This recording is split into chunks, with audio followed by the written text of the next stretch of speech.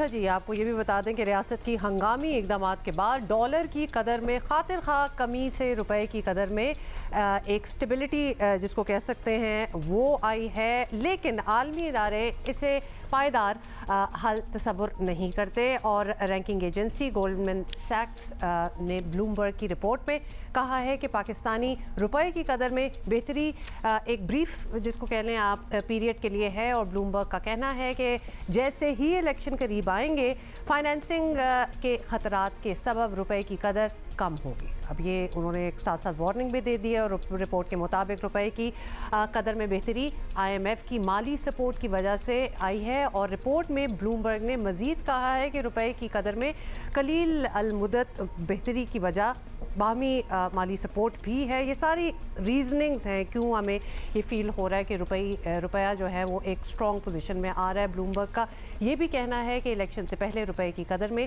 बेहतरी के लिए ऑब्वियसली ज़रूरी है कि बहुत सी चीज़ें एक्चुअली इस पर डिपेंड करती हैं, जिसके बारे में इन्होंने एक पूरी रिपोर्ट दी है। हम बात करेंगे, माशी तज्जिया कार हमारे साथ हैं और इसी पे उनकी राय भी लेना बहुत ज़रूरी है।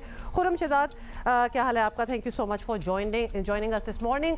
गोल्डमैन सैक्स का कहना है कि पाकिस्तानी रुपया जो है जिस तरह डॉलर के ख़िलाफ़ मुसलसल मजबूत हो रहा है, अब ये सिलसिला रुक जाएगा। तो ये ज़रा अलार्मिंग हमें बात लगी है। और माशी मसाइल और दीगर वजूहात की बिना पर ये सब कुछ होगा। आप इत्तेफाक करेंगे ऐसा ही है?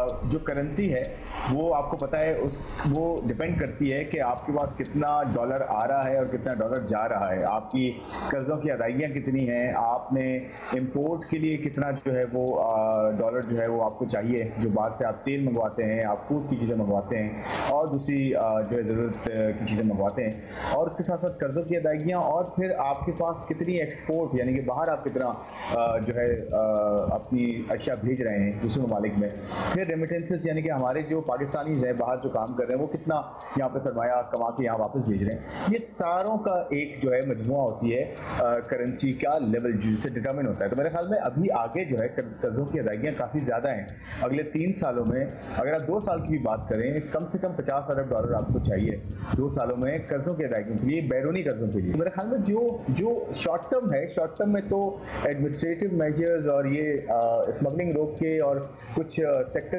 की कंसोलिडेशन करके कि एक्सचेंज कंपनीज को थोड़ा सा फॉर्मलाइज किया है, तो इन सब चीज़ों से बेहतरी तो हुई है। लेकिन लॉन्ग टर्म में जब तक आपकी इकोनॉमी के फंडामेंटल्स बेहतर नहीं होंगे, एनर्जी के इश्यूज हैं, फिस्कल इश्यूज हैं, टैक्सेस को कम करना है, इन्वेस्टमेंट लानी है, उस वक्त तक आपका जो रुपया है वो medium to long term basis पे जो है वो स्टेबल होना मुश्किल होता है। तो यही मेरे ख्याल में गवर्नमेंट सैक्स ने भी बोला है, यही जो है वो IMF भी कहता है, यही वर्ल्ड बैंक भी कहता है। तो हमें जो है स्ट्रक्चरल इश्यूज की तरफ ध्यान देना पड़ेगा और उसी वक्त वगैरह इलेक्शन होगी, उसके बाद नई गवर्नमेंट आएगी और वो बड़े अच्छे डिसीजन ले सकेगी जिसकी वजह से स्टेबिलिटी आएगी। बेसिकली स्टेबिलिटी को सस्टेन करने के लिए बहुत से अभी फैक्टर्स जो हैं उनको होना ज़रूरी होगा। अच्छा, ये बताएं कि पाकिस्तान की माशी सूरत हाल में स्टेबिलिटी ऑब्वियसली अब भी IMF प्रोग्राम के तसलसल से ही ऑब्वियसली जुड़ी हुई है। तो अगले हफ्ते उनकी टीम जो है वो यहाँ आएगी, ये एक्सपेक्ट किया जा रहा है। तो आपकी नज़र में हम वो सब शराइत पूरी कर चुके हैं जो इस प्रोग्राम के लिए ज़रूरी थी?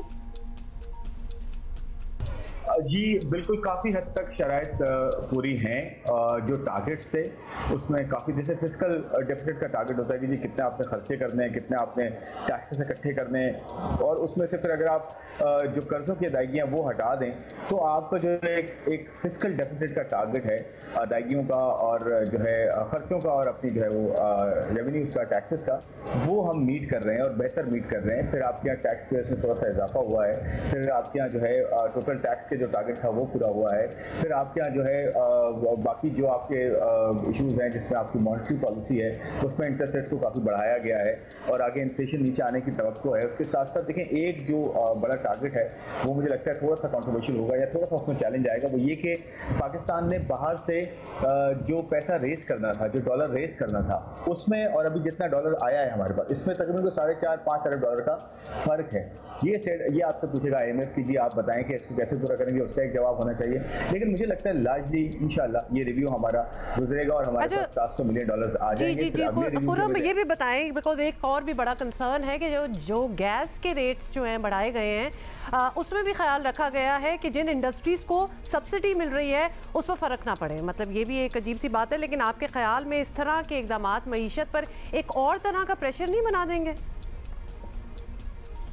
देखिए बिल्कुल बनाएंगे, लेकिन आपने ये देखना है कि जो आपकी रिसोर्स है, ये गैस हो गई, ऑयल हो गया, आपका बिजली हो गई, ये सारी रिसोर्स जो है अवेलेबल करें इंडस्ट्री को प्रायोरिटी पे, और अवेलेबल करें उन इंडस्ट्रीज को जो कि एक्सपोर्ट करती हैं, तो वो बहुत बेहतर होगा। क्योंकि फॉरेन एक्सचेंज अर्निंग्स हमें अभी ज़रूरत है, हमें डॉलर चाहिए अभी ताकि हमारा रुपया स्टेबल रहे या बहुत ज़्यादा इसमें गिरावट ना आए। तो इसके लिए आपको एक्सपोर्ट को बिल्कुल सपोर्ट करना पड़ेगा। और दूसरा, ये घरों में चूल्हों में बहुत ज़्यादा गैस जलती है और वो भी मिडिल टू अपर क्लास ज़्यादा जलती है, तो वहाँ पर तो रेट बढ़ाने की जरूरत है। क्योंकि अगर आप रेट नहीं बढ़ाएंगे, इंटरनेशनल मार्केट में अगर 4000 रुपए की है और आप लोकल मार्केट में 1000 की बेच रहे हैं, तो आप देखें ना आपकी रिसोर्स को जाया कर रहे हैं और वो भी जल रही है सर, वो किसी इंडस्ट्री में नहीं लग रही। तो ये जरूरत है इस चीज की कि आपको इसके रिसोर्स को, जो कि गैस का हमारे पास बहुत कम इस वक्त जखायर बाकी हैं, इसको सही इस्तेमाल करें, सही प्राइसिंग करें ताकि इसकी वैल्यू हो सके और उससे वैल्यू लेके अपनी इकॉनमी में बेहतरी ला सकें। अगर हमें ये स्ट्रैटेजी रहेगी तो हम आहिस्ता आहिस्ता ट्रैक पे चलते रहेंगे और चीज़ें बेहतर होंगी। महंगाई में आहिस्ता आहिस्ता कमी होगी, आप ये एक्सपेक्ट ना करेंगे फौरन से कमी आ जाएगी, लेकिन सही डायरेक्शन में चलना ज़्यादा ज़रूरी है ताकि आगे जाके बेहतरी हो सके। ऑलराइट, बहुत शुक्रिया Khurram Shahzad for that perspective. Obviously कोशिश तो यही होगी कि डॉलर भी स्टेबल रहे और ये सारी कंडीशंस हैं। Let's see how it goes.